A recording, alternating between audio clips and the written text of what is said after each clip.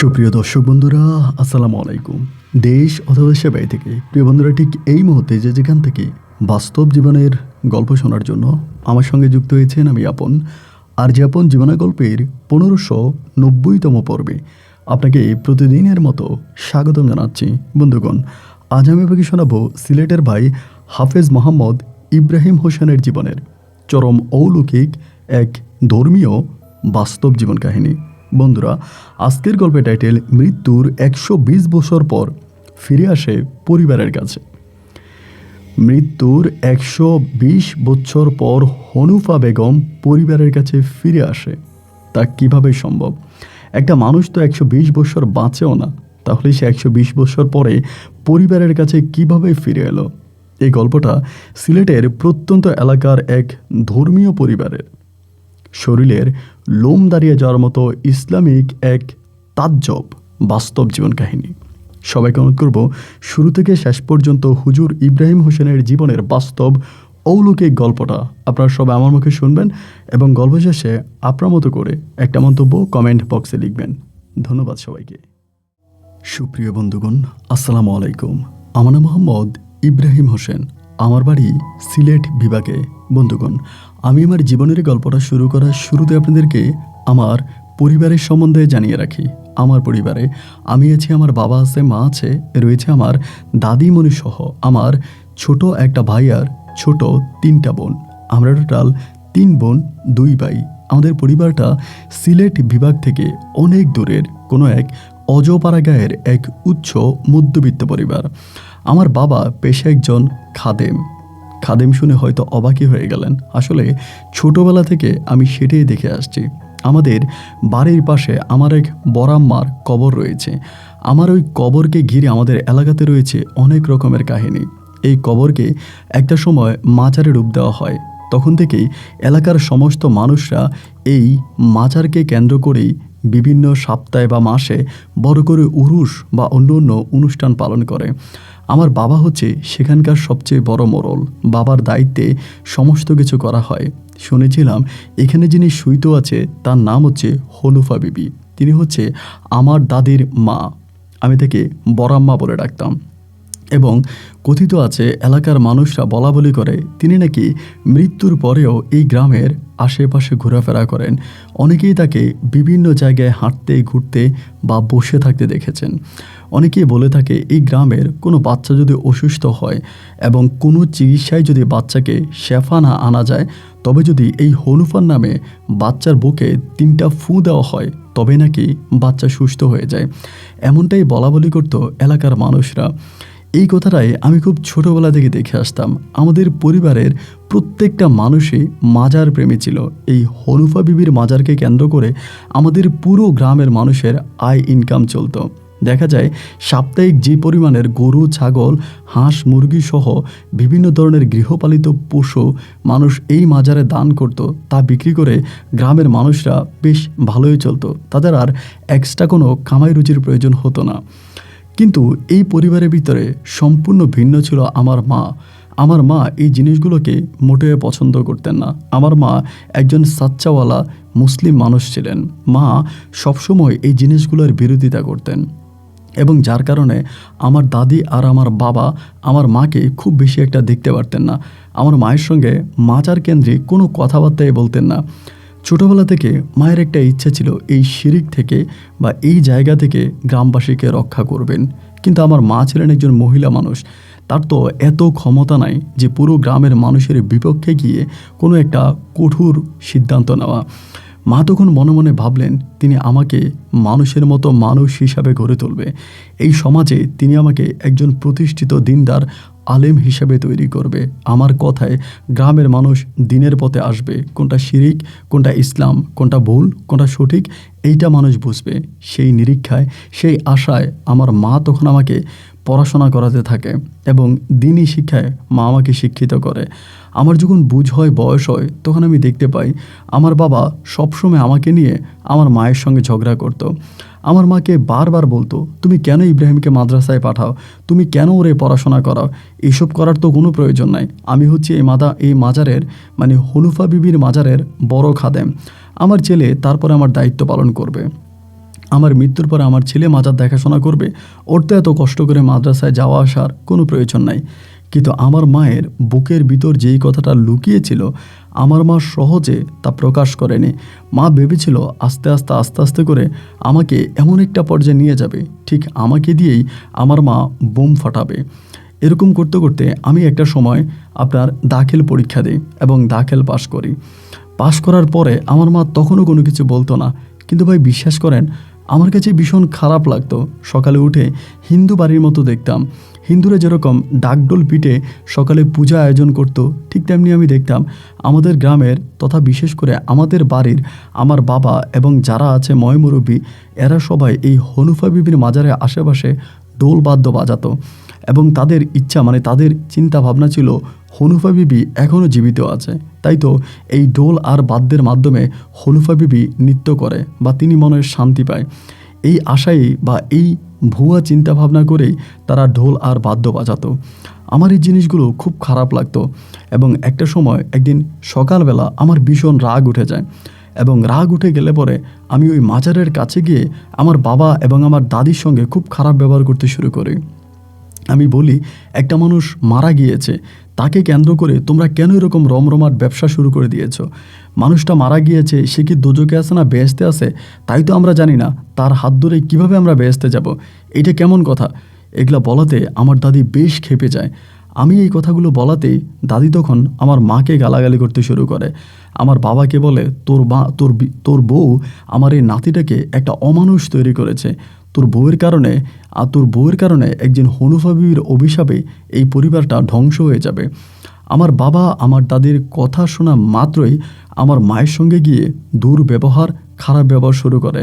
আমার মাকে মুখ থেকে যা আসছে আমার বাবা তাই বলে গালাগালি করতেছে। মা চোখের পানি ঝরিয়ে ঝরিয়ে কাঁদতেছে। আমি কি করব ঠিক বুঝতে পারতেছিলাম না। তখনও আমার সেই বয়স হয়নি যে গোটা পরিবারের সাথে ফাইট করা। আমি মাকে বললাম, মা কেন তারা এরকম করতেছে, আমি কি কিছু করব? মা আমাকে বলে, অনেক কিছুই করবি, তবে সেই করার সময়টা এখনও হয়নি, তোকে আরও ধৈর্য ধারণ করতে হবে, আরও আস্তে আস্তে সামনের দিকে অগ্রসর হতে হবে, সময় হলে আমি তোকে নিজেই বলবো, আপাতত এখন আর কোনো ঝামেলা করিস না। মায়ের ওই কথা শুনে আমি সেই মুহূর্তে মোটামুটি শান্ত হয়ে গেলাম। আমি তারপরেও দেখতাম সকাল বিকাল দুপুর মিলিয়ে এখানে ধর্মের নামে এক অন্যরকম শিরিক করা হতো এবং প্রতি মাসে উরুসের নামে যা হতো ভাই, তা তো আর বলে বোঝাতে পারবো না। এই করতে করতে একটা সময় আমি আস্তে আস্তে করে বিভিন্ন জায়গায় ওয়াজ মাহফিল করতে শুরু করি। আমি এই জায়গায় ওই জায়গায়, এই গ্রাম ওই গ্রাম, বিভিন্ন গ্রামে ওয়াজ মাহফিল করি। এরকম ওয়াজ মাহফিল করতে করতে দেখা যায় যে অনেক জায়গায় আমাকে অনেক মুসল্লিরা যারা দর্শক সারিতে থাকে এরা অনেকেই বলে যে, হাফেজ সাহেব, আমি আবার আরেকটাই জিনিস আপনাকে বলে রাখি, আমার মা কিন্তু এরই মাঝে আমাকে কোরআনে হাফেজ বানায়। আমাদের এলাকারই একজন হাফেজের মাধ্যমে মা আমাকে হাফিজি শেখায়। আমার বুকের ভিতরে 30 সিরফা কোরআন আমি রাখি। তো একটা পর্যায়ে দেখা যায় যে এরকম মাহফিলে গেলে দর্শক সারি থেকে অনেক লোকেরা আমাকে কটাক্ষ করে কথা বলতো, আপনি যে তো বড় বড় কথা বলেন মাজারের বিরুদ্ধে এবং এরকম শিরিকের কথাবার্তা বলেন, আপনার বাড়িতেই তো সবচেয়ে বড় শিরিক হয়। আমি যে এরকম ওয়াজ মাহফিল করি এগুলো যদিও আমার মায়ের পছন্দ ছিল, কিন্তু আমার বাবার এটা মোটেও পছন্দ ছিল না। বাবা আমাকে বারবার বলতেন, এসব ওয়াজ মাহফিল করার কি দরকার, তুমি এগুলো কেন করতেছ, এসব করার তো তোমার কোনোই প্রয়োজন নাই, তুমি আমার সঙ্গে থাকো, কারি টাকা কামাইবা। আমি আমার আব্বাকে বলতাম, আব্বা আমি দিন প্রচার করতে চাই, ভালো পথে থাকতে চাই, টাকা ইনকাম করতে চাই না।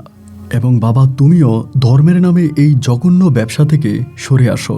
এগুলো বললেই না আমার বাবা আমার মাকে গালাগালি করতে শুরু করে। বাবা দাদি সহ গ্রামের প্রায় প্রত্যেকটা মানুষই এই মাজার বিরুদ্ধে আমি কোনো কথা বললে আমার মায়ের সঙ্গে দুর্ব্যবহার, মায়ের সঙ্গে খারাপ ব্যবহার, মা আমাকে এগুলো শিখাই দেয়, এগুলোই তখন বলাবলি করতো। কি আর করব, এই জিনিসগুলো দেখতে দেখতে আমি আস্তে আস্তে করে সময় কাটাচ্ছিলাম। এমন করতে করতে আমি তখন প্রায় আপনার একজন ভালো মানের টাইটেল পাস মাওলানা হয়ে যাই। ইতিমধ্যে বহু বছর কেটে যায় এবং দিন যত সামনের দিকে পার হচ্ছিল, এই হনুফা বিবির মাজারকে ঘিরে আরও অনেক জল্পনা কল্পনা, কথাবার্তা, রীতিনীতি সহ অনেক কিছু বাড়তে থাকে। কেউ কিন্তু এ থেকে সরে আসে না। দিনের পর দিন এই মাজারে শিরিকের পরিমাণে বাড়তেছে। এমন করতে করতে এই টাইটেল পাস করার পরে একদিন আমি আমাদের সিলেট শহরে মৌলভী বাজারের ওই দিকে আমি একটা মাহফিলে যাই।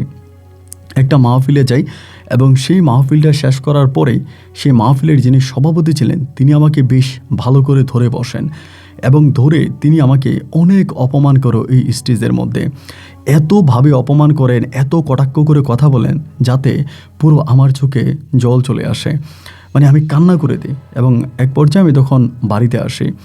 আমি যখন বাড়িতে আসি তখন প্রায় আপনার মধ্যরাতের শেষের দিকে হয়ে গেছে, প্রায় রাত 2টা কি 3টার মতো বাজে।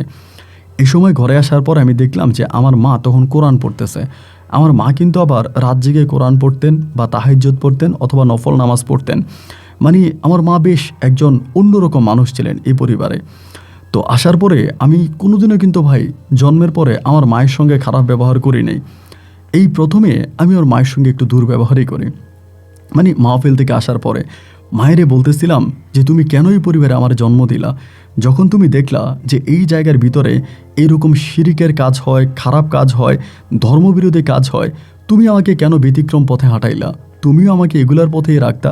আমি মাজারের খাদেম হইতাম, বাবার কথায় চলতাম, আমি এগুলোই করতাম, তুমি কেন আমাকে তার ব্যতিক্রম পথে নিয়ে গেলা, কেন তুমি আমাকে একজন টাইটেল পাস মাওলানা বানাইলা, বিভিন্ন জায়গায় ওয়াজ মাহফিলে পাঠাইলা। আমি যে মানুষটা নিজের পরিবার ঠিক করতে পারি না, আমি কি করে অন্যের পরিবার ঠিক করব? কি বলতেছো তুমি এগুলা? আজকে মাহফিলে গেলাম, স্টেজে আমার সঙ্গে কতটা দুর্ব্যবহার করা হয়েছে তুমি কি জানো? এইরকম করে মায়ের সঙ্গে আমি মোটামুটি অনেকটা খারাপ ব্যবহার করি। এবং মা তখন আমারে বলতেছিল আমি কি করব?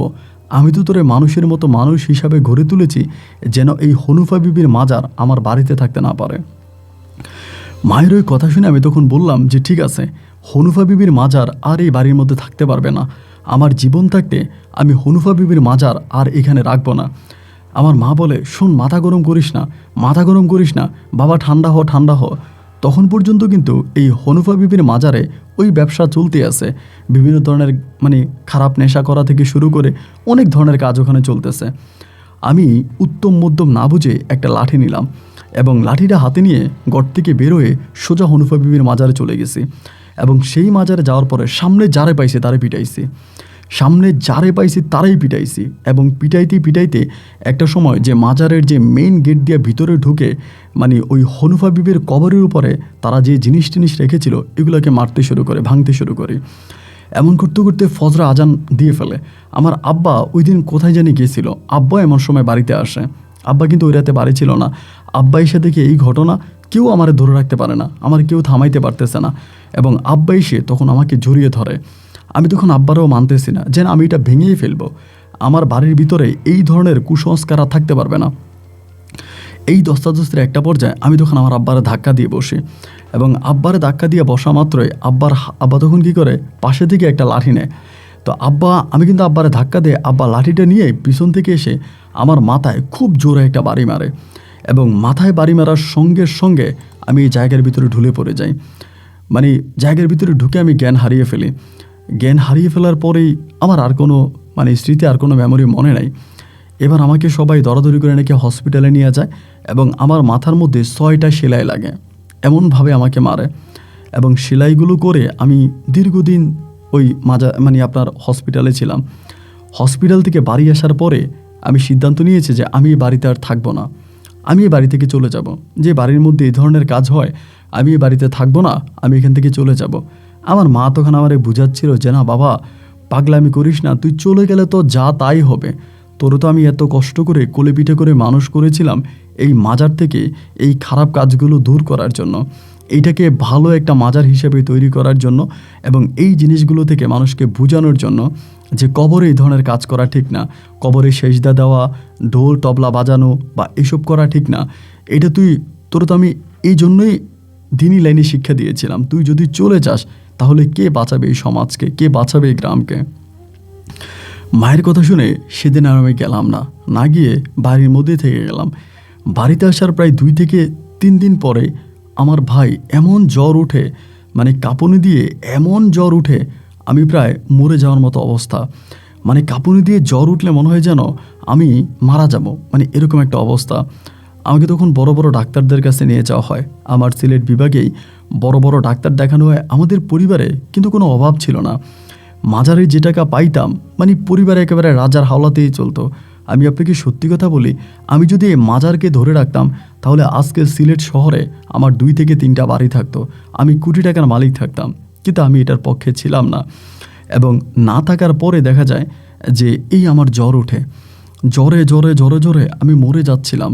কেন এত জ্বর কোনোভাবেই বুঝতে পারি না।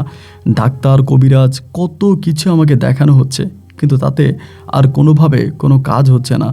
দিন যত সামনের দিকে যাচ্ছে আমার শরীরের কন্ডিশান ঠিক ততটাই খারাপ হতেছে। আমি খাইতে পারি না, ঘুমাইতে পারি না, এবং যত ডাক্তার দেখাইতে আছে, যত কবিরাজ দেখাইতে আছে, কোনো কিছুতেই কোনো কাজ হয় না। একসময় আমার দাদি এসে আমার হাত ধরলো, ধরে আমারে বলতেছে, হাফিজ ইব্রাহিম হোসেন, একটা কাজ কর, তুই আমার মায়ের কবরে আয়, তুই আমার মায়ের মাজারে আয়। আমার মায়ের মাজারে যদি আসিস তাহলে তোর জ্বর ভালো হয়ে যাবে। আমার মায়ের মাজারে এসে একটা সেজদা দে, এই সেজদাতে তোর শরীরের সমস্ত পাপ ধুয়ে মুছে সাফ হয়ে যাবে। আমি সোজা সাপটা আমার দাদিরে বললাম, দাদি এটা তুমি কি বলতেছো? আমি এটা জীবনেও করতে পারবো না, আমি এটা জীবনেও করতে পারবো না, আমার দ্বারা এটা কোনোভাবেই সম্ভব না। আমি সেই মাজারে গিয়ে যাব, সেজদা দিব। আমি সারা জীবন মাজারের সেজদার বিরুদ্ধে কথা বলেছি, এখন আমি এটার পক্ষে নিয়ে আমি এই কাজ কখনোই করতে পারবো না। দাদি আমাকে যতই বুঝাইলো, যতই হাতে পায়ে ধরলো যে না, আমি দাদির আর কোনো কথাই শুনলাম না। না শুনে আমার অবস্থা আরও খারাপ হইতেছে। আমি শুকাইতে শুকাইতে শুকাইতে শুকাইতে মনে হয় যেন আমার হাড্ডিগুলোকে 1টা 2টা 3টা করে কাউন্ট করা যাবে। একেবারে একদম শুকিয়ে হাড্ডি হয়ে গেছি। মানে বুঝতে পারতেছিলাম না যে কেন এরকমটা হচ্ছে। আমি তো আমার জানা মতে, আমার ভিতরে যে দিনী শিক্ষা আছে সেটার মতে আমি কোনো খারাপ কাজ করিনি। আমি যেটা করেছি সেটা নিতান্তই একটা ভালো কাজ করেছি। মানুষকে বুঝিয়েছি যে এইটা মূলত ইসলাম নয়, ইসলাম কোনটা আমি সেটা বোঝানোর চেষ্টা করছি। কিন্তু দেখলাম কোনোভাবেই ভাই কোনো কাজ হচ্ছে না। আমি একেবারে মরার উপক্রম হয়ে গেছি। এমন করতে করতে একদিন আমার দাদি হঠাৎ করে এসে আমারে বলতেছে, আমার মায়েরে বলে যে, ইব্রাহিমের মা, আমি একটা তোর ছেলেরে বাঁচানোর একটা সহজ রাস্তা পাইছি, এটা যদি করিস তাহলে আমি তোর ছেলেকে বাঁচাইতে পারবো। আমার মা এসে স্বপ্নে আমারে বলে গেছে। এটা বলার পরেই আমার মা তখন বলতেছে যে, কি বলছে আপনার স্বপ্নে? বলে, স্বপ্নে আমারে একটা মেয়ে সন্তান দিছে, ওই মেয়েটারে যদি আমরা ইব্রাহিমরে বিয়ে করাই তাহলে ইব্রাহিমের জ্বর থেকে মুক্তি পাবে, সে ভালো হয়ে যাবে। তা মায়ের মন তো বুঝেন, আমার মা তো আমাকে অনেক ভালোবাসতো। একটা সন্তানকে আমি জীবনে এতটা ভালোবাসতে দেখি নাই কোনো মা। আমার মা আমাকে যতটা ভালোবাসে। দাদির ওই কথা শোনা মাত্রই আমার মা সঙ্গে সঙ্গে রাজি হয়ে গেল, সঙ্গে সঙ্গে রাজি হয়ে গেল। কারণ মা দেখতেছে যে আমি ছটপট করে মারা যাইতেছি, আমার শরীরের সমস্ত রক্ত শুকিয়ে যাচ্ছে, আমি খাবার খেতে পারি না, হাড্ডি বেরিয়ে গেছে, ঠিকমতো শক্তি নেই শরীরে কথা বলার মতো। এমন অবস্থা যেহেতু হয়ে গেছে, আমার মা তখন আর ডান বাও চিন্তা না করে সোজা সাপটা আমার দাদির কথা মেনে নিল যে সত্যি আপনি যা বলেন আমি তাই করব, যদি আল্লাহ আমার ছেলেকে এটা থেকে বাঁচায়। মা আয়েশা তখন আমারে বলতেছে, আমার তখন খাট থেকে উঠার মতো শক্তি শরীরে নাই, আমি খাটের মধ্যে শুয়ে আছি। আমার আয়েশা মা বলতেছে যে, ইব্রাহিম এমন এমন ঘটনা, তোর দাদি তো এটা বলতেছে। আমি আমার মায়েরে বললাম, মা তুমি দাদির কথা শুনে এরকম কাজ করো না, আল্লাহ হয়তো আমাকে একটা পরীক্ষায় ফেলছে, এটা হয়তো আমার একটা দিনই পরীক্ষা, এই পরীক্ষা আমাকে পাশ করতেই হবে মা। আল্লাহ যদি এভাবে আমার মৃত্যু লিখে রাখে তাহলে আমার এভাবেই মৃত্যু হবে। তুমি যতই চেষ্টা করো আমাকে তুমি কোনোভাবেই বাঁচাতে পারবে না। আর আল্লাহ যদি এটা আমাকে একটা পরীক্ষার মধ্যে ফেলে, আমি এই পরীক্ষায় পাশ করবই করব মা, তুমি উল্টাপাল্টা কোনো সিদ্ধান্ত নিও না। আমার মা তো ওই বরাবরের মতো কান্নাকাটি করতেছে, আমার হাতে ধরতেছে, পায়ে ধরতেছে, ইব্রাহিম রে তোর কিছু হয়ে গেলে তো মা বাঁচব না, তোরে আমি সন্তানদের মাঝে সবচেয়ে বেশি আদর করি, ভালোবাসি। এটা কিন্তু সত্যি, আমার ছোট ভাই বোনগুলোর তুলনায় আমার মা কিন্তু আমার ভীষণ রকমের ভালোবাসে। এই তো মা কান্নাকাটি শুরু করছে, ওই মেয়েটার তুই বিয়ে কর, তো দাদিরে নাকি তার মায়ের স্বপ্নে দেখাইছে ওই মেয়েটারে বিয়ে করলে তুই ভালো হয়ে যাবি, এই মেয়েটারে বিয়ে করলে তুই ভালো হয়ে যাবি, তুই এই মেয়েটারে বিয়ে কর। আমি তখন বরাবর মতো বলতেছি যে না, তোমরা যাই বলো, যেটাই বলো, আমি বিয়ে শাদী এই মুহূর্তে আমার দাদির কথায় বিয়ে করব না। আমার মায়ের আমি বললাম যে তুমি যদি আমার বিয়ে করানোর ইচ্ছা হয় তাহলে দেখে শুনে একটা মেয়ে দেখে আমার বিয়ে দিয়ে দাও, আমাকে বিয়ে করা দাও, আমি বিয়ে করব, আমার কোনো আপত্তি নেই। কিন্তু এই বুড়ি তার মায়ের কথা শুনে কোন জায়গা থেকে কোন নারী আমার জন্য নিয়ে আসবে, আমি এটাতে বিয়ে করতে পারবো না। সোজা সাপটা আমি এটা বলছি। আমার মা হাতে ধরে পায়ে ধরে কান্নাকাটি করে। যখন মায়ের এই কান্নাকাটি দেখলাম, আমি একটা সময় মোটামুটি রাজি হয়ে গেছি। আর আমার শরীরের কন্ডিশনও তো ভালো না। যাই হোক, একটা পর্যায়ে তখন আমাকে বিয়ে করানো হয় এবং আমার বউয়ের নাম ছিল শাহেদা আক্তার। আমি খুব অসুস্থ শরীর নিয়ে তখন বিয়ে করতে যাই। শাহেদা আক্তারকে বিয়ে করার পরেই কিছুদিনের মাথায় আলহামদুলিল্লাহ আমার আস্তে আস্তে করে শারীরিক পরিবর্তন ঘটতেছে। আমি ভাত খেতে পারতাম না, ঘুমাইতে পারতাম না এবং জ্বরে হাড় কাঁপুনি জ্বর আমার আসতো। কিন্তু এই শাহেদাকে বিয়ে করার পরে আস্তে আস্তে করে আমার এই জিনিসগুলো একটু একটু করে কাটতে শুরু করে। তো গ্রাম বাংলার একটা কথা আছে, একে তো নাচনে বুড়ি, তার উপরে ঢোলের বাড়ি। এমনিতেই তো সবাই এই মাজারকে মাথায় করে রাখতেছে, মাজার নিয়ে এত সব ঘটনা রটনা সব এটার মধ্যে। তার উপরে যখন আবার আমার সঙ্গে এরকম একটা ঘটনা ঘটে গেল, এই মাজার ভাঙার পরে আমি অসুস্থ হলাম। এরপর আমার দাদিকে স্বপ্নে দেখালো, দাদির স্বপ্নে দেখা কন্যাকে বিয়ে করলাম, এখন আমার জ্বর ভালো হয়ে গেছে।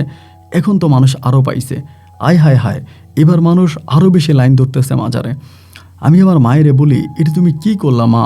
তুমি আমারে কেন বিয়েটা করাইলা? আমি তো এই মুহূর্তে বিয়ে করতে চাই নাই। আজ বিয়ে করানোর কারণে এই দেখো মাজারে মানুষ আরও বেশি শিরিক করতেছে, এটা তো তুমি ঠিক করো নাই। আমার মা তখন আমারে বলতেছে, বাবারে, জীবন বাঁচানো ফরজ, যদি এই নারীকে বিয়ে করলে তোর জীবন বাঁচে, আমি একটা ফরজ কাজ করছি, তুই মায়েরে দোষ দিস না। আমি মায়েরে বললাম, তো কী লাভ হইল মা, এটা তুমি কেন করলা? আমি আর ওই মাজারের বিরোধিতা করতে পারি না। এইভাবে সময়গুলো কাটতে কাটতে যেহেতু আমার বর্মা আমার দাদির মা আমার দাদির স্বপ্নে দেখাইছে শাহেদারে বিয়ে করার জন্য, এবার তো শাহেদা হয়ে গেছে বড় মুরিদ, আমার বউ হচ্ছে বড় মুরিদ। এবার দেখা যায় তারা আমার বউয়েরে এই মাজারে বসাইয়া ফুলের মালা গলায় দিয়াইয়া তারে পূজা শুরু করছে। কারণ সে স্বপ্নের মাধ্যমে আমার পরিবারে আসছে, আমার দাদির মা স্বপ্নে দেখাইছে। এই কারণে এবার দেখা গেল কি যে না, এরই নিয়ে সবাই নাচানাচি। এবার এগুলো দেখতে দেখতে আমি মোটামুটি প্রায় অনেকটা সুস্থ হয়ে যাই। আমার মাও কিন্তু এই ঘটনার পরে অনেকটা ভেঙে পড়ে। আগে যেরকম মাজারের বিরোধিতা করতো, আমারে বলতো এটা ভাঙ, এটা এই কর, এটা সেই কর, কিন্তু এখন দেখি কি মা আর আমাকে এগুলো বলে না। মা আমারে একটা কথাই সান্ত্বনা দেয়, যেটা চলতেছে এটাই চলক, তুই তোর পথে থাক, এরা এদের পথে থাক। তো এক ঘরের ভিতরে তো আসলে এইভাবে হতে পারে না। তারা মাজার পূজা করবে, আমি মাজারের বিরোধিতা করব, এভাবে তো কাটতে পারে না। আমি সব মাজারের কথা বলি না ভাই, যেগুলো খারাপ মাজার, যেখানে শিরিক হয়, গাঁজা সেবন করা হয় এবং বিভিন্ন ধরনের খারাপ কাজ করা হয়, আমি সেই সমস্ত মাজারের কথা বলি। এবং আমার দৃষ্টিতে আমাদের মাজারটা ঠিক এরকমই ছিল। আমি তখন বললাম যে না, এটা আমি এখানে করতে দিব না। এই আমার বউ তখন ওইখানে যায় পড়ে আছে, নাচানাচি করতেছে, ঢোল তাবলা বাজাইতে আছে এবং টাকা দিতেছে মানুষ, হাঁস মুরগি গরু ছাগল যে যার মতো করে দিয়ে যাচ্ছে। এই জিনিসগুলো দেখতে আমি আমার বউ শাহেদারে অনেক বুঝাইতাম যে শাহেদা, এটা ভালো না, ইসলামের ভিতরে এই জিনিসগুলো নাই যেগুলো আমার পরিবারে হচ্ছে বা আমার পরিবারে মানুষরা করতেছে। তুমি একটা কাজ করো, তুমি এসব থেকে ফিরে আসো, এসব তুমি করবা না, তুমি ভালো হয়ে যাও, এসব করো না। কিন্তু আমি কাকে বুঝাই? আমি যতই এই আমার বউ শাহেদারে বুঝাই, শাহেদা কোনোভাবে আমার বুঝ মাথায় নিতে রাজি না। ওই কী করে সবার মতো করে একইভাবে ওই মাজারে যায় এবং বিশেষ করে ওই তখন মাজারের বড় মুরিদ, ওই মাজারের সামনে বসে, এরই সবাই একরকম পূজা করে, ওর কথাই সবাই তখন শুনতেছে। রাগে ক্ষোভে তখন মায়ের উপরেও রাগ, আমার বউর উপরেও রাগ, পরিবারের মানুষের উপরে তো রাগেই। এই চিন্তা ভাবনা করে আমি একটা সময় বাড়ি থেকে বেরিয়ে গেলাম যে আমি আর এই বাড়িতে থাকবো না। আমার কাছে মনে হচ্ছিল কি তখন ভাই, আমার বাড়িটা একটা হিন্দু বাড়ি, আমি একটা হিন্দু পরিবারে আছি। কারণ সকালে সূর্য ওঠার সঙ্গে সঙ্গে অন্য বাড়িতে কোরআন তালাওয়াতে শব্দ শোনা যায়, আমার বাড়িতে ঢোলের বাদ্য, তো এটা কেমন মুসলিম বাড়ি, আমি আর এই বাড়িতে থাকবো না। রাগে ক্ষোভে আমি তখন করলাম কি, এই জগৎ সংসার বাড়িঘর সব কিছু ছেড়ে আমি চলে গেছি। চলে যাওয়ার পরে আমার এক ওস্তাদের মাধ্যমে আমি এখন একটা মাদ্রাসায় তখন শিক্ষকতা করতে শুরু করি, আমাদের সিলেট এলাকার একটা মাদ্রাসায় চলে যাই। সেই মাদ্রাসায় তখন আমি শিক্ষকতা করি এবং মাঝে মাঝে তখন বিভিন্ন জায়গায় যাই, ওয়াজ করি, মাহফিল করি এবং এইভাবে তখন দিনের পথে চলাফেরা করি। এইভাবে আমি তখন চলতেছি। আমার বাবা মা থেকে শুরু করে দাদি বা যারা আছে আমার ভাই বোন, ছোটো ভাই বোন, এরা সবাই আমার মসজিদে আসে, আমার মাদ্রাসায় আসে, আইসা আমারে বুঝায়, ভাইয়া চলেন।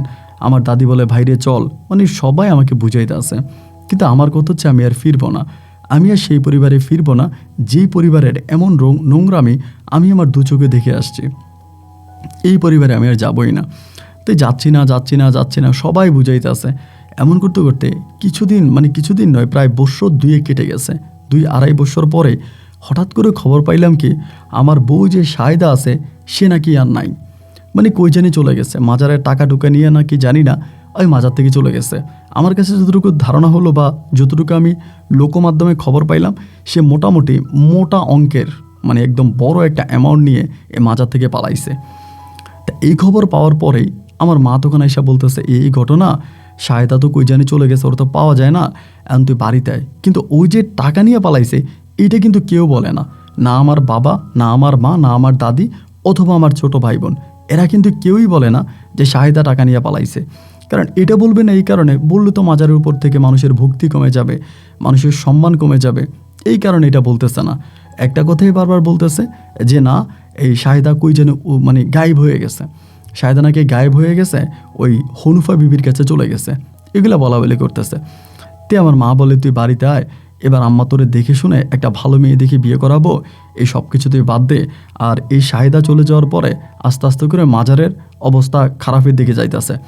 আমি আমার বাপ মায়ের একটা কথাই বললাম যে আমি যেতে পারি, শর্ত একটা, এ মাজার ওখানে থাকতে পারবে না। যদি আমার বাড়িতে মাজার থাকে আমি সেই বাড়িতে ফিরবো না, আমি সেই বাড়িতে যাব না। তে আমার আম্মা বলতেছে, আচ্ছা তুই আয়, আমরা একটা ব্যবস্থা করব। দাদি কিন্তু তখন অনেক বুড়ো হয়ে গেছে, দাদির শরীরে আর আগের মতো শক্তি নেই, আগের মতো খিমটি দিয়ে কথা বলতে পারে না, সে মোটামুটি অনেকটা দুর্বল হয়ে গেছে। তাই আমি বললাম যে যদি তোমরা আমার শর্ত মানো, আমার কথা মানো, তাহলে আমি ওখানে যেতে রাজি আছি, অন্যথায় আমাকে জোরাজোরি করে সেখানে নিও না, আমি মা সেখানে যাব না। আমি এই বিধর্মী কাজ এগুলো আর আমি আমার চোখে দেখতে পারবো না। মা তখন বলে, কিচ্ছু হবে না, আমরা মাজার ভেঙে দিব এবং তোরে আমরা কথা দিতেছি সব কিছু ঠিক হয়ে যাবে, তুই চলে আয়। এই বুঝে শোনে আমার মা কান্নাকাটি করে আমার আবারও পুনরায় বাড়িতে নিছে।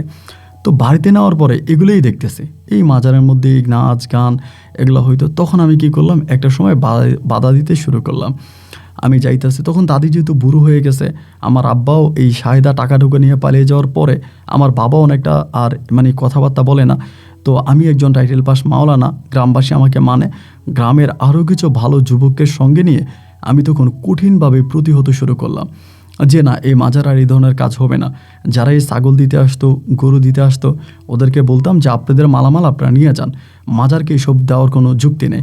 যদি পারেন কবরের পাশে দাঁড়ান, যেহেতু আমার বড়াম্মার কবর, এবং বড়াম্মা সবার মুখে শুনতাম তিনি অনেক ফারাজগার মহিলা ছিলেন এবং দিনের পথে চলতেন, খুবই নাম করা একজন মহিলা ছিলেন, যে তিনি নাকি ফু দিলে এরকম শুনতাম যে পুকুরের পানিতে ফু দিলে নাকি আগুন ধরে যাইতো। ধরেন পুকুরে ফু দিছে, এখানে আগুন ধরে যাইতো, এরকম ঘটনাও তার, এরকম অনেক কেরামতি তার আছে যা মানুষের মুখে শোনা। এরকমও হইতো যে ধরেন একটা মহিলা বাচ্চা কোলে নিয়ে যাইতেছে এবং দাদি নাকি বলতো যে একটা কাজ কর, বাচ্চাটারে বাড়িতে রাখে যা, নাকি তোর বাচ্চাটা একটু পরে মারা যাবে। ঠিকই মহিলা যাওয়ার পথে তার বাচ্চা মারা যাইত।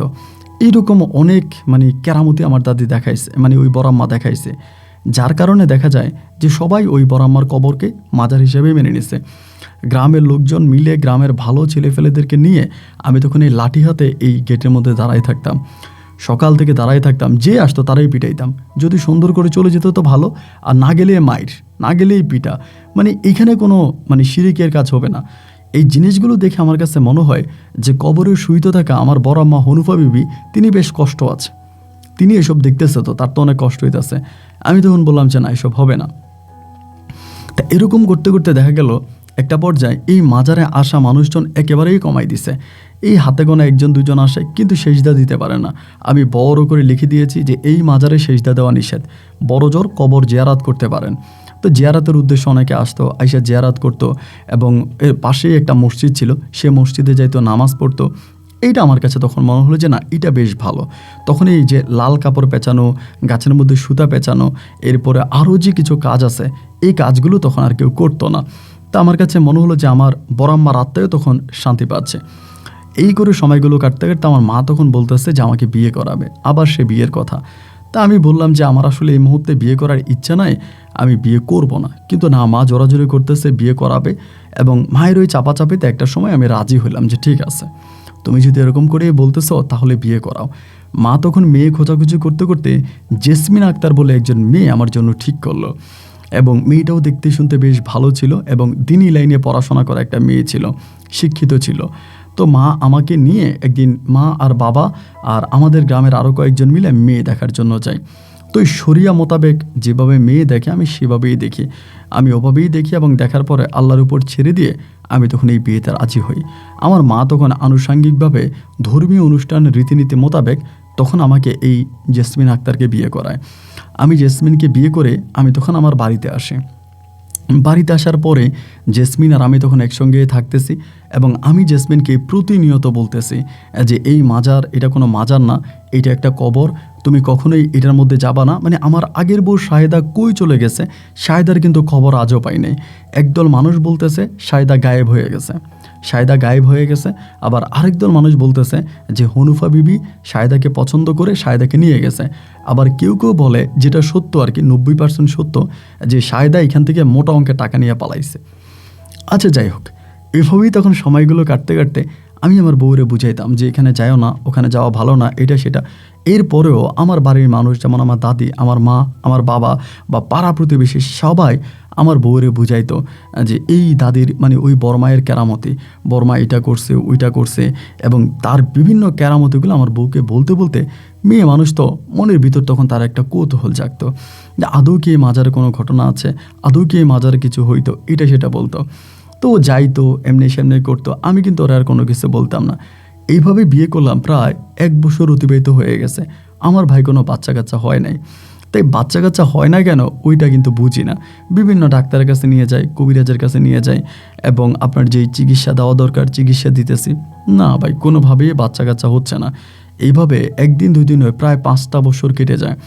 এবং 5টা বছর পরে অনেকেই বলা বলি করতেছে, আমার মা বাবা বা ভাই বোন যারা আছে সবাই বলে যে আমি একজন আলেম মানুষ, একজন মাওলানা, সবাই আমাকে মানে, আমার কথা শোনে, অ্যান্ড আমার ঘরে কোনো সন্তানাদি হবে না, আমার কোনো বংশধর হবে না, তা তো হতে পারে না। সবাই বলতেছে যে তুই আরেকটা বিয়ে কর, এই বউটাকে ছেড়ে দে, এই বউটাকে ছেড়ে দিয়ে তুই আরেকটা বিয়ে কর। এবং এই কথাই সবাই, আমার মা বাবা সবাই বলতেছে। তাই আমি বললাম যে না না, আমি বিয়ে শাদী করবো না, আমার যা আছে আমার ওইটাই ভালো, বাচ্চা হইলে হইলে না হইলে নাই। এরকম অনেক পরিবার আছে যে বাচ্চা নাই, যেমন আমার নবীজির তো কোনো ছেলে ছিল না, এবং ছেলে ছিল একজন মারা গেল, এবং সবই তো তার মেয়ে। সো আমি দরকার নেই আমার, মানে মানা করলাম। না না না, তখন আমার মা বলতেছে না তোর করাই লাগবে, বিয়ে করাই লাগবে, মানে এই আরেকটা বিয়ে করাই লাগবে। এই করতে করতে কিছুদিন পরে হঠাৎ করে এক সুখবর পাইলাম যে আমার বউ জেসমিন আক্তার ওই নাকি গর্ভবতী। কি বলে জেসমিন গর্ভবতী? আমি তো শুই না, মোটামুটি এত খুশি হয়েছে যা বলার মতো না। এইবার আমি ওরে ডাক্তারের কাছে নিয়ে গেলাম যে আসলেই ঘটনা সত্য কিনা। হ্যাঁ সত্যতা যাচাই করলো যে হ্যাঁ ওর ঘরে সন্তান আসতেছে।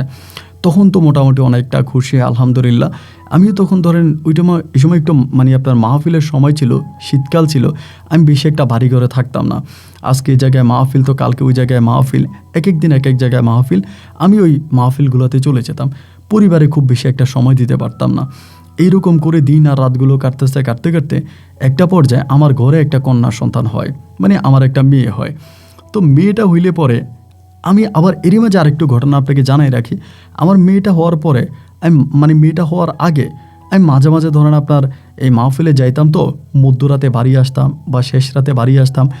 আসলে পরে দেখতাম কি যে আমার বউ জেসমিন আক্তার আমার ওই যে হনুফা বিবির কবর সেখানে মাঝে মাঝে দাঁড়াই থাকতো। এটা আমি অনেক দিন ধরে দেখছি। তো দেখাতে আমি তারে খুব বেশি শাসন করি নাই বা কিছু বলি নাই। যেহেতু ধরেন তার পেটে বাচ্চা আছে, আমি তারে বলতাম যে দেখো আমরা যেহেতু মুসলমান, আমরা তো জিনে বিশ্বাস করি যে পৃথিবীতে জিনের অস্তিত্ব আছে। এই যে তুমি ওখানে যাও, এটা কবরস্থান বা আশেপাশের জায়গাগুলো ভালো না, এইভাবে গর্ভবতী একজন নারী মধ্যরাতে ওখানে যাওয়ার ঠিক না, তুমি যেও না।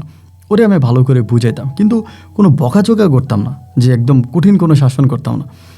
এইভাবে সময়গুলো কাটতে কাটতে পরে আমার একটা মেয়ে হয়, এবং মেয়েটার নাম আমার খুব ভালো লাগে। আমি আমার নবীর পরিবারের সঙ্গে মিল রেখে আমি তার নাম রাখি হালিমা আক্তার।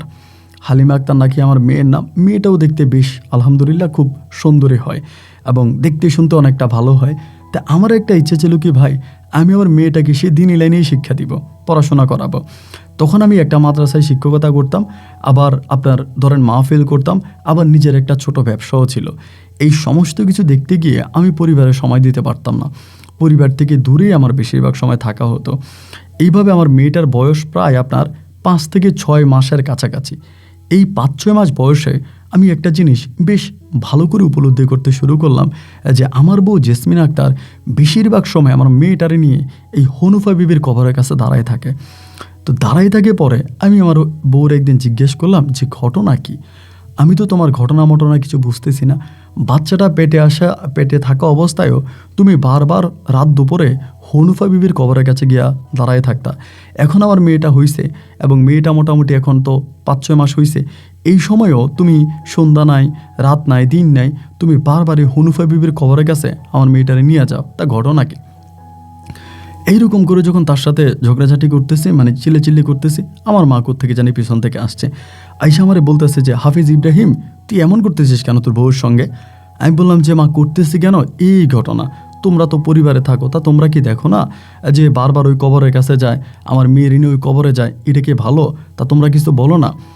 আমার মা তখন আমারে বলে কি জানেন, বলে তো যাবে না, মেয়েটা কান্না করে, এর কান্না কেউ থামাইতে পারে না, ওই কবরের কাছে গেলে কান্না থেমে যায়, এই জন্যে আমি মেয়ের ওইখানে নিয়ে যাই।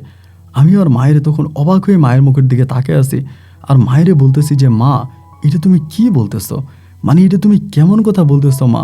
মা তুমি না আমাকে বলতা এই কবরে এই জিনিস করা, এগুলো করা ভালো না, এগুলো শিরিক, এগুলো হারাম, ছোটোবেলা থেকে তো তুমি আমাকে এই শিক্ষাটা দিছিলা, আজকে তুমি আমার বউরে বলতেছো যে ওইখানে যাওয়ার জন্য, এটা তুমি কি বলতেছো? আমার মা তখন আমাকে কোনো সতীত্ব দিল না, আমাকে একটা কথাই বললো যে বাচ্চা কান্না করে, আর যদি বেশি কান্না করে ওই কবরস্থানে নিলেই বাচ্চার কান্না থেমে যায়, এই জন্যই তোর বউ ওই কবরস্থানে বাচ্চাকে নিয়ে যায়। আমি বললাম যে না, এটা ঠিক না, এটা ঠিক না, বাচ্চা কান্না করুক, তারা আমি অন্যভাবে চিকিৎসা করব, তা কান্না করলে পরে কেন ওই মহিলার কবরে নিতে হবে? আমি ভাই ভয় পাই কোনটা জানেন, আবার না এটা আবার মাজারে পরিণত হয়ে যায়। এখন তো আর মাজার নাই, এখন তো এটা একটা সাধারণ কবরের মতো আছে, এটা নিয়ে আবার মাজার হয়ে যায়, আবার কেটেতে ফুল দেওয়া শুরু হয় কিনা, আবার বাদ্য বাজানো শুরু হয় কিনা, আমি এই ভয়ে আছি যে এমন কিছু আবার শুরু হয় কিনা। তো যাই হোক, তারপরও আমি আল্লাহ করে দিন পার করতেছি যে আল্লাহ এমন কিছু এই জায়গাটা আবার শুরু না হোক, কারণ তখন আমি সহ্য করতে পারবো না। অনেক কষ্টের পরে এটাকে একটা সাধারণ কবরে রূপান্তরিত করলাম। না, দেখলাম যে আমার বউকে আমি যতভাবেই বুঝাইলাম, যতভাবেই বললাম, কোনোভাবেই কোনো কাজ হলো না।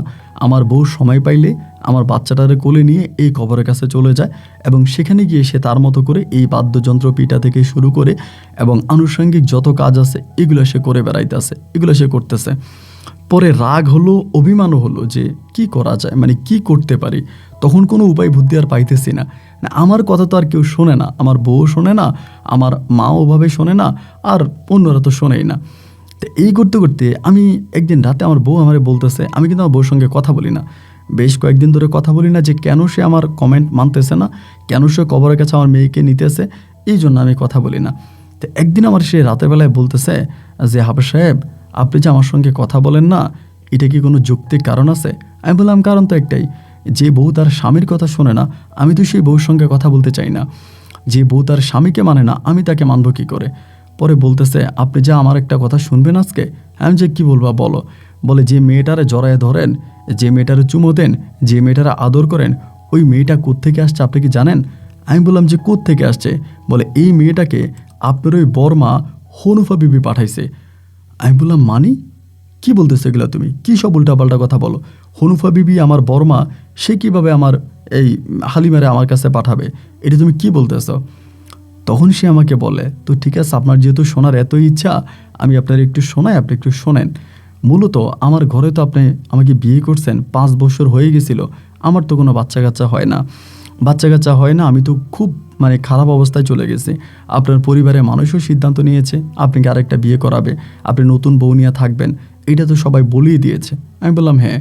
ও বলে আমি তখনই এই হনুফা বিবির কবরে গিয়েছি এবং হনুফা বিবির কবরে রাতকে রাত আপনি ঘুমাইছেন, আমি মাহফিলে গেছেন, বিভিন্ন জায়গায় ছিলেন, আমি রাতকে রাত এই কবর জিয়ারাত করছি, ওনার কাছে কাঁদছি, ওনার কাছে সেজদা দিছি, ওনার কাছে চাইছি, ওনার উসিলায় আল্লাহ আমার কোল জুড়ে এই হালিমা আক্তারকে দিছে। আজকে আপনি ওনার বিরোধিতা করতেছেন, আপনি যেটা জানেন না, আপনার মা আমাকে বলতে মানা করছে, এই জন্য আমি আপনাকে বলি নাই। এখন যেহেতু আপনি আমার সঙ্গে কথাই বলেন না, আমি আপনাকে বলতে বাধ্য হয়েছি। বিশ্বাস করুন, ওদের কথা শুনে না আমার মানে এতটাই খারাপ লাগছে, এতটাই কষ্ট হয়েছে আমার, আমি ঠিক আপনাকে বলে বোঝাতে পারবো না। আয় হায় হায়, আমি কার জন্য কি করতেছি, আমি কোন দিন প্রচার করতেছি, কোন ইসলাম আমি প্রচার করতেছি, আমার ঘরেই তো একটা শিরকের বস্তা হয়ে আছে। আমি তখন ধমক দিয়ে আমার বউরে বললাম, বন্ধ করে এইসব কথাবার্তা, কি বলতেছো তুমি এগুলা? তুমি তো দেখি খারাপ হয়ে গেছো। আমি তোমাকে যতটা খারাপ ভেবেছিলাম তুমি তো তার থেকেও বেশি খারাপ। এইভাবে বকাবদ্ধ করলাম এবং বললাম যে খবরদার এই সমস্ত কথা আমার আর কখনোই বলবা না। কোনো কবর, কোনো মাজার কখনো কোনো সন্তান দান করতে পারে না। সন্তান দান করার মালিক হচ্ছে উপরওয়ালা আল্লাহ। আল্লাহ ব্যতীত কোনো মানুষের ক্ষমতা নাই যে কারো পেটে সন্তান দেওয়া। এটা পুরো গায়েবী গুজবি কথাবার্তা, এই সমস্ত কথাবার্তা বলবা না। তা আমার বউ আর আমার কোনো কথাই মানতেছে না, আমার কোনো কথাই শুনতেছে না। ওর মতো করে আমার মেয়েটারে কোলে নিয়ে বেশিরভাগ সময় ধরেন মেয়েটা কান্নাকাটি করতেছে, ও দৌড় দিয়ে ওই কবরের কাছে চলে যাবে, ওই মাজারের কাছে চলে যাবে। মাজারে গিয়ে বসে থাকবে এবং মেয়েটারে খাওয়াবে, মানে মাজার বলতে ওই আমার বরমায়ের কবরে আর কি। তো মেয়েটারে খাওয়াবে, মেয়েটা খাইতে চায় না। ধরেন কোনো কিছু খাওয়াইতেছে, ও খাবে না, কান্না করতেছে। এখন কোলে নিয়া সোনারে জাদুরে বলে আদর করে কোলে নিয়া যদি এই কবরস্থানে নিয়ে যাওয়া হয়, ওই মানে আমার বরমায়ের কবরে, এইখানে নেওয়া মাত্রই বাবু খাওয়া শুরু করে। এবং মনে হয় কি ওইখানে নেওয়া মাত্রই আমার মেয়েটা এসির মধ্যে ঢুকে যায়। তার শরীরে কোনো গরম লাগে না, তার মন খারাপও হয় না, সে বেশ ভালো থাকে। মানে আশ্চর্য অবস্থা। একটা সময় তো আমার মা আমার পক্ষে ছিল। আমি যখন এই যুদ্ধগুলো করতাম আমার মা তো আমার পক্ষে সাফাই গাইতো। এখন দেখতাম যে আমার বাবা, মা, ভাই, বোন, আমার স্ত্রী, আমার সন্তান সব এক পক্ষে হয়ে গেছে, আমি তখন আলাদা। এই আমার মেয়েটার ওইখানে নিয়ে রাইখা দে, এইখানেই মেয়েটা থাকে, এখানেই সব। তো আর কি করব, আমি তো তখন অসহায় নিরুপায়। আমি আমার মতো করে তখন আসি, ডাল ভাত চেটা খেয়ে বাইচে আসি। এরকম করতে করতে আমার মেয়েটা তখন প্রায় অনেকটা বড় হয়ে যায়। অনেকটা বড় হয়ে যাওয়ার পরে আমার মেয়েটা তখন কথা বলে আস্তে আস্তে মেয়েদের মুখে কথা ফুটে না, এরকম করে কথা বলে। আমার বউ করে কি, ওরে ওই খেলনা দিয়া ওই আমার বরমায়ের কবরের কাছে বসায় দিয়া রাখে। ওইখানে বৈশা ও খেলে, ওইখানে বৈশা ও খায় এবং রাত হলে পরে সেখান থেকে ওরে আনে। এরকম করে করে আমার মেয়েটার সঙ্গে তখন আমার একটা দূরত্ব সৃষ্টি হয়ে যায়। এমন করতে করতে একটা সময় খবর পাইলাম কি, আমার মেয়েরে যদি জিজ্ঞেস করা হয় যে তোমার নাম কি, মেয়ে নাকি বলে যে হনুফা বিবি। এগুলো বলে। প্রথম দিকে কিন্তু এগুলো বলতো না, এবং হঠাৎ করে আমি আমার স্ত্রীর মুখে কথা শুনতে পাই যে আপনার মেয়েরে যদি কেউ জিজ্ঞেস করে যে তার নাম কি, সে বলে তার নাম নাকি হনুফা বিবি। তা আমি প্রথমে ভেবেছিলাম যে এই যে তারা এগুলো বলে, ছোট মানুষ তো, এর মুখ থেকে শুনে, ওর মুখ থেকে শুনে, হয়তো সবার মুখ থেকে শুনতে শুনতে একটা সময় সেগুলো বলতে শুরু করছে, হয়তো একটা সময় ঠিক হয়ে যাবে, এটাই ভেবেছিলাম। আস্তে করে বড় হইতে আসে, এবং বড় হইতে হইতে আমার দাদি কিন্তু তখন বিছনায় পড়ে গেছে। বিছনায় পড়লেও কিন্তু বুড়ি শক্ত আছে, অতটা দুর্বল হয়ে যায় নাই। মানে ওই বিছনায় আছে কিন্তু সব কিছু বুঝতে পারে, দেখতে পায়। এমন করতে করতে মাঝে মাঝে আমার মেয়েটা করতো কি, এরকম করে যখন বড় হয় তখনও যদি কেউ জিজ্ঞেস করে যে তোমার নাম কি, বলে আমার নাম হনুফা বিবি। এবং তোমার জন্মসাল, ওই কিন্তু মানে আমার ওই বরমায়ের জন্ম তারিখ কিন্তু ওর জানার কথা না, কোনোভাবে কথা না। কারণ আমার বরমায়ের জন্ম তারিখ কিন্তু আমার যিনি হচ্ছে আমার বউ আছে, মানে আমার বউ জেসমিন আক্তার, সেও কিন্তু জানে না যে আমার বরমায়ের জন্ম তারিখ কবে। এইটা শুধু একমাত্র জানে আমার দাদি। আমার মেয়ের যদি জিজ্ঞেস করে যে তোমার জন্মসাল কবে, তুমি জন্মাইছো কবে, ও সেই ডেটটা বলে দেয় বরাবর, যেই ডেটে হনুফা বিবি জন্মাইছিল। আমি আমার দাদির মুখে জানতে পারি যে যেই ডেটটা আমার দাদির মুখে আমি জানছি তার মায়ের জন্মের, সেম ডেটটায় আমার মেয়ে বলতেছে। এগুলো বলার পরে তখন তো আমার মাথায় চিন্তার ভাঁজ পড়ে গেছে, আরে ব্যাপার কি, তাহলে তো এটা কোনো স্বাভাবিক বিষয় না। এবং এমন করতে করতে আমার মেয়েটা চাল চলন, কথাবার্তা, তখন তার বয়স প্রায় আপনার 7 থেকে 8 বছরের কাছাকাছি হয়ে যায়। তো 7-8 বছরের মেয়ে কিন্তু ছোট না, ওই কিন্তু বেশ বড়। এবং ও মাঝে মাঝে এমন সব কিছু বলে ফেলতো যেটা কোনো স্বাভাবিক মানুষের সাথে যায় না। ওরে আমি মাদ্রাসায় ভর্তি করাই, ওইখানেও পড়াশোনা করে না, ওই পড়াশোনা করবে না। ওই মাদ্রাসায় গেলে ও হুজুরে যদি কোনোটা পড়া দিত, ও অগ্রিম বলে দিত। হুজুর বলতো একরকম, ও বলে আরেক রকম। মানে ওই হুজুরের কাছ থেকেও অনেকটা এক্সপার্ট, মানে অনেক কিছু জানে। এবং কিছু কিছু কথা বলে একেবারে মুরব্বীদের মতো, মানে একদম মুরব্বী সমাজ মানে মতো কথাবার্তা বলে। তা আমার মেয়ের মানে এই জিনিসগুলো তো কোনো মানে এই জিনিসগুলো আমার মেয়ের মাঝে থাকার তো কোনো যৌক্তিক কারণ আমি দেখতেছি না। তাহলে ঘটনা কি, আমার মেয়ে এরকমটা কেন করতেছে, এবং কেনই বা সে বার এই হনুফা বিবির মানে যেমনটি চেয়েছিল সেটি তেমনটি হইতেছে। তখনও ভাই বুঝতে পারতেছিলাম না যে কি করা যায়, আমার মেয়েরে কিভাবে এখান থেকে ফিরিয়ে আনা যায়, কিভাবে ভালো করা যায়, কিভাবে কি করা যায়। কিছুই বুঝতেছি না। আল্লাহর কাছে প্রার্থনা করতেছি, আল্লাহ একটা উপায় বের করে দাও, একটা বুদ্ধি বের করে দাও খোদা, এভাবে তো কাটতে পারে না। আমার মেয়ে যদি এভাবেই হয়ে থাকে তাহলে আমার মেয়েটার আমি কী করব? আল্লাহ তো আমার আর কোনো সন্তানাদি দেয় নাই, আমার একটাই মেয়ে, এবং এই মেয়েটার আমি মানুষের মতো মানুষ হিসাবে গড়ে তুলব। অনেক ইচ্ছা ছিল মেয়েকে আমি দিনী লাইনে শিক্ষা দিব, আমি সেটাও দিতে পারলাম না। এবং তার যে হাঁটার একটা ভঙ্গিমা, ওই যে হাঁটে, এবং ওই হাঁটা দেখলে আমার দাদি আমারে বলে সে নাকি একেবারে অবিকল হনুফা বিবির মতো হাঁটে। হনুফা বিবি যেমন করে হাঁটতো তেমন করেই হাঁটে। তার হাঁটার চলন বলন একেবারে সম্পূর্ণ রকমের আলাদা। সে যে ভাত খাইতো, তার ভাত খাওয়ারও ধরন ছিল অন্যরকম। আমার দাদি আমাকে বারবার বলে, হাফেজ ইব্রাহিম হোসেন, তোর মেয়ে যেভাবে ভাত খায় আমার মা সেম একইভাবে ভাত খাইতো। তোর মেয়ে যেভাবে হাঁটে আমার মা সেম একইভাবে হাঁটে। আমার দাদি তখন মানুষের কাছে বলা বলি করতেছে যে মৃত্যুর 120 বছর পর নাকি হনুফা বিবি ফিরে আসে আমার মেয়ের মাধ্যমে।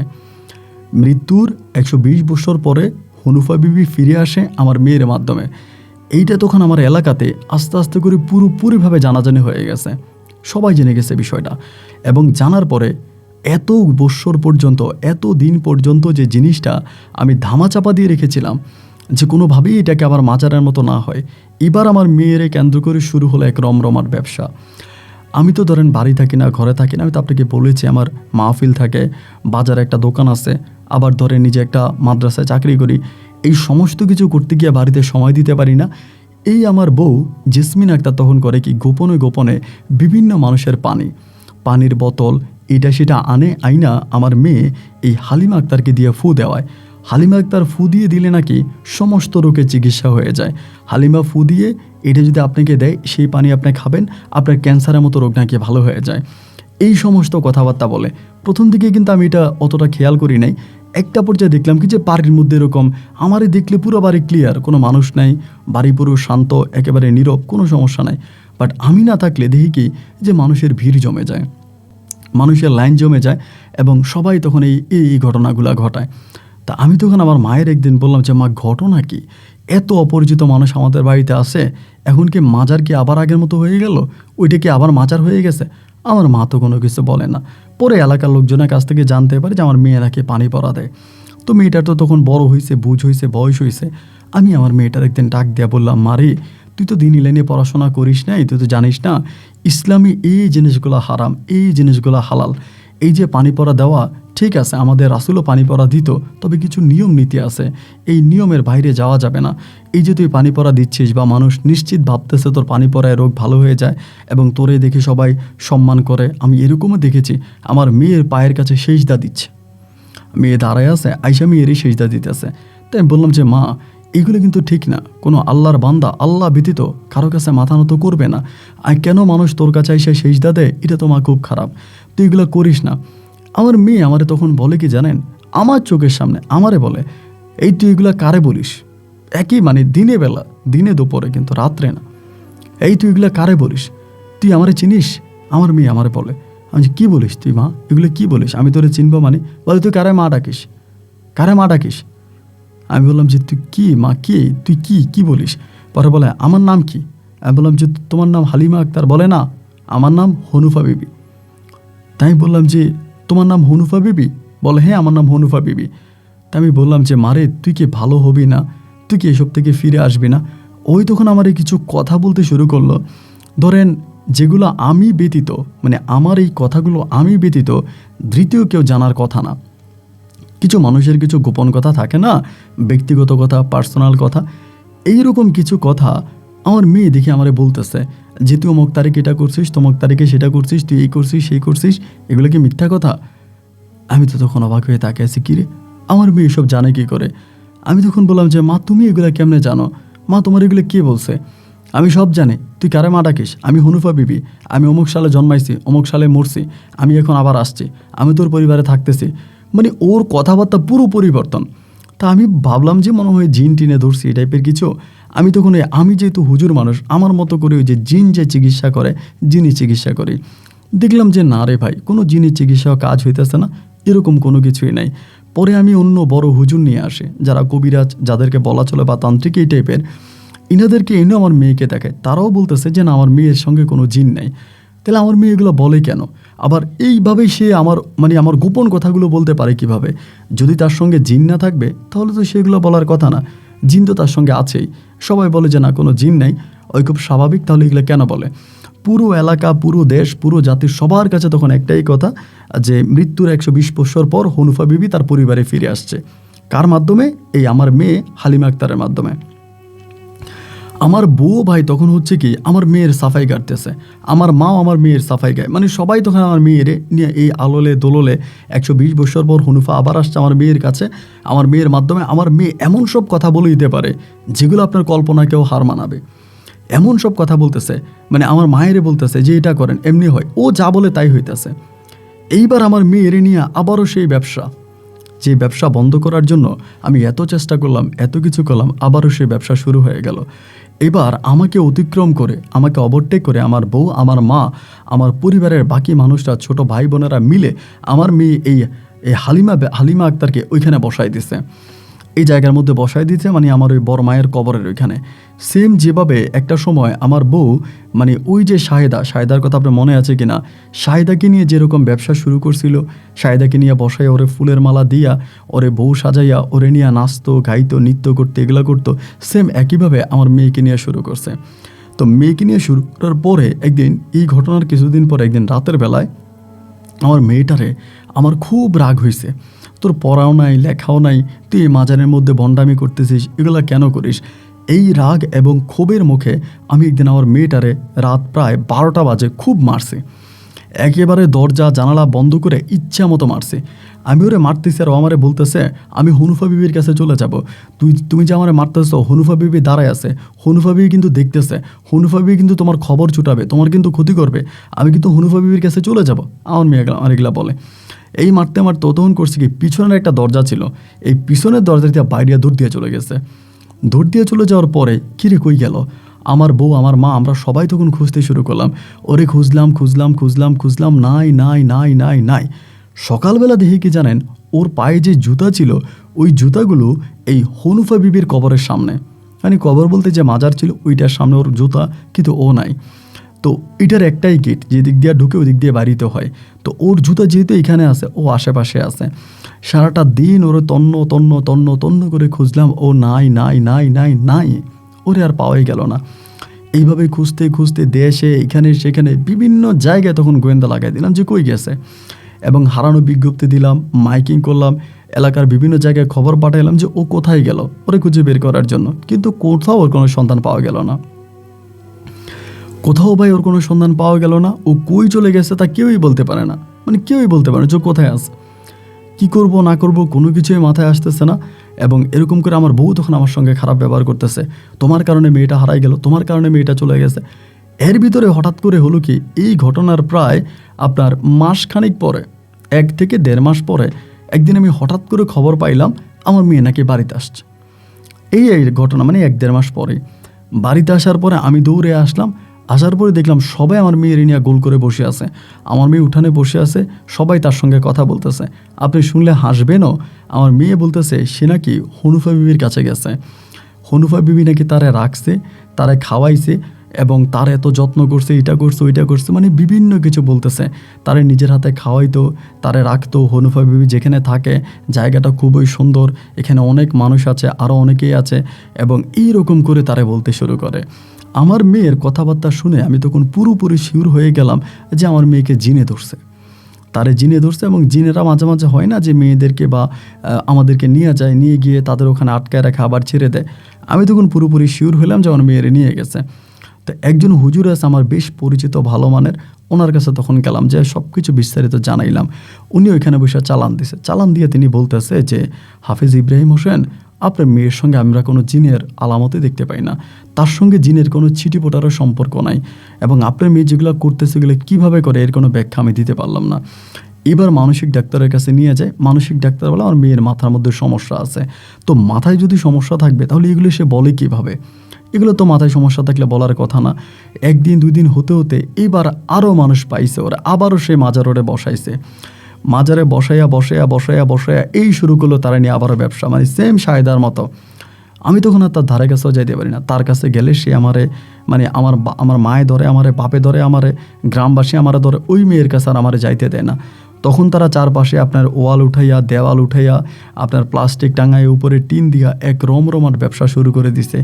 যেই জিনিসটার বিরোধিতা আমি জন্মের পর থেকেই করতেছি, মানে বুঝ হওয়ার পর থেকে এই জিনিসটা আমার মেয়ে এই হালিমাকে দিয়ে ভালোভাবেই শুরু হলো। এইরকম করতে করতে করতে করতে একদিন মাদ্রাসা থেকে আমার চাকরিটা চলে গেছে। যে মাদ্রাসায় চাকরি করি সে মাদ্রাসা থেকে চাকরি চলে গেছে। আমার বাড়িতে এই ধরনের শিরিক কাজ করা হয়, খারাপ কাজ করা হয়, এই জন্য মাদ্রাসার প্রিন্সিপাল আমাকে চাকরি থেকে বরখাস্ত করছে। এই ওয়াজ মাহফিলে যাইতে পারেন, ওই যেমনটি সায়দা ছিল তেমনটি। এইরকম করতে করতে একদিন রাতের বেলায় বেশ রাগ উঠে গেছিল। গাড়ি নিয়ে কই থেকে যেন আইছিলাম, মোটরসাইকেল নিয়ে আসার পরে সেদিন আমি করছি কী জন্য জানি আমার এটা খেয়াল নাই, আমি কেরাসিন তেল নিয়ে আসছিলাম। আসার পরে আমি তখন করলাম কি, এই রাতের বেলা ওখানে বাদ্যযন্ত্র বাজাইতেছে, রাত তখন প্রায় আপনার 12টা কি 1টার মতো বাজে।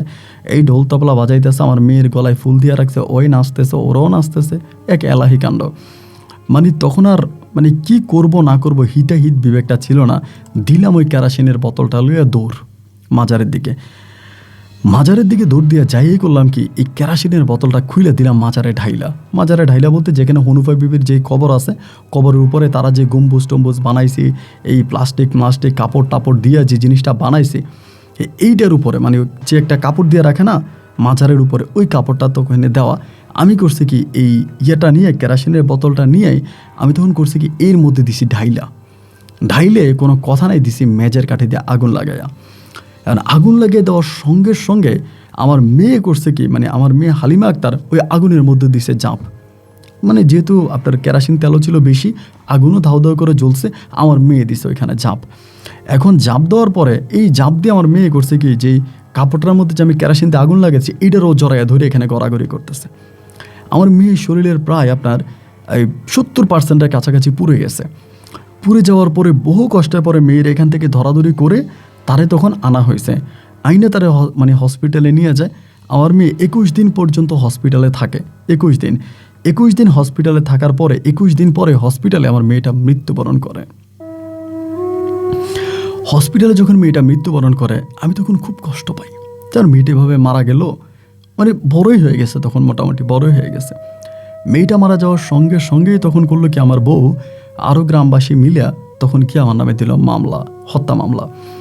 আমার মেয়ে হত্যা মামলায় আমি তখন গ্রেপ্তার হয়ে যাই এবং তার আলামত দেখাইছে অনেকে অনেকভাবে, যেভাবে পারছে আর কি আমাকে জায়গা থেকে সরানোর জন্য। আমার পরে তারা তখন এই মামলা দায়ের করে এবং করার পরে আমাকে তখন পুলিশে নিয়ে যায়। 1 দিন 2 দিন নয়, আমার মেয়ে হত্যা মামলায় আমি টানা 6 বৎসর জেল খাটি। 6 বৎসর জেল খাটি। এইভাবে কিন্তু জেল খাটার কথা না। আমার গ্রামের মানুষ যারা এই মাজারকে ভালোবাসতো, এরাই মাজারকে কেন্দ্র করে আমার নামে তখন এই মামলাটা দায়ের করে এবং করার পরে তখন আমাকে এই 6 বৎসর জেলে রাখে। আমি 6 বৎসর জেলে থাকি এবং 6 বৎসর জেল থেকে বেরোয়ার পরে আমি তখন এলাকার যে সচেতন নাগরিক আছে, যারা প্রশাসনিক লেভেলে আছে, ক্ষমতায় আছে, চেয়ারম্যান মেম্বার থেকে বিভিন্ন মানুষদেরকে নিয়ে আমি তখন একটা দল গঠন করি। সেই দল গঠন করে বহু কষ্টের পরে আরও 1 থেকে 1.5 বছর সাধনা করে আমি এই মাজার পরিপূর্ণভাবে ভেঙে আমার যেই হনুফা বিবির কবরটা ছিল, সেই কবরটাই আমরা এখান থেকে সরিয়ে অন্যত্রে দিয়ে ফেলি। তো আলহামদুলিল্লাহ সবশেষ এখন সব কিছুই প্রায় ঠিক আছে, কিন্তু এখনও মাঝে মাঝে 2-1 লোককে আমরা দেখতে পাই এই হনুফা বিবির কবরের মাটিটা আমরা যেখানে ফেলেছি এখানে গিয়ে বিভিন্ন ধরনের কাজ করতে। তো আমি আপনার গল্পগুলো অনেক দিন ধরে শুনি। আমার মেয়ে মারা যাওয়ার পর আমার স্ত্রী আমাকে ছেড়ে চলে যায়, জেসমিন আক্তার ছেড়ে চলে যায়। পর থেকে আমার বিয়ে শাদী করি নি, এখনও আমি একাকিত্ব জীবনযাপন করি এবং এখন আমার অনেক বয়সও হয়েছে। মাঝে মাঝে ওয়াজ মাহফিলে যাই, ওয়াজ মাহফিল করি এবং আপনার বাজারে ব্যবসা আছে, ব্যবসা দেখাশোনা করি। আমার যদিও বিয়ে করার জন্য অনেকেই বলছেন, আমি বিয়ে শাদী করি নাই। আমার মা মরল, বাপ মরল এবং আমার দাদি তো মারাই গেছে, আমার মেয়েটাও মারা গেল, স্ত্রী আমাকে ছেড়ে চলে গেল। দেখ, মানবতার জীবনযাপন এখন করতেছি, কিন্তু মনে কোনো কষ্ট নাই। গভীর রাতে উঠে আল্লাহর ধ্যানে মগ্ন থাকি, তাহাজ্জুদ পড়ি, নামাজ কালাম পড়ি, ভালোভাবে আছি, ভালো লাগে। তাই আপনার গল্পগুলো আমি একটা শুনতাম মাঝে মাঝে সময় পাইলে। তাই আমার কাছে মনে হলো যে হনুফা বিবির কথাটা আপনাকে জানাই। তবে আমি আপনাকে অনুরোধ করেছি আপনি এই গল্পটা রেকর্ড করবেন, এতে মানুষ হয়তো তার শিরিক থেকে বাঁচবে, দিনের পথে আসবে। আর আপনি অল্প গল্পটা রেকর্ড করবেন, আপনার কাছে অনুরোধ রইল। ভালো থাকবেন। আসসালামু আলাইকুম। প্রিয় বন্ধুরা, সবাইকে অনেক বেশি ধন্যবাদ এই পর্যন্ত আমার সঙ্গে থেকে সিলেটের ভাই হাফেজ মোহাম্মদ ইব্রাহিম হোসেনের জীবনের চরম অলৌকিক এই ইসলামিক ধর্মীয় বাস্তব গল্পটা শোনার জন্য। আমি আপনাদেরকে কিছু বিষয় জানিয়ে রাখি, সেটা হচ্ছে আমি এখানে অনেকগুলো নাম পরিবর্তন করেছি। যেমন হনুফা বিবি যে নামটা ছিল, মাজারের নামটা ছিল অন্য নাম, আমি সেখানে হনুফা বিবি দিয়েছি।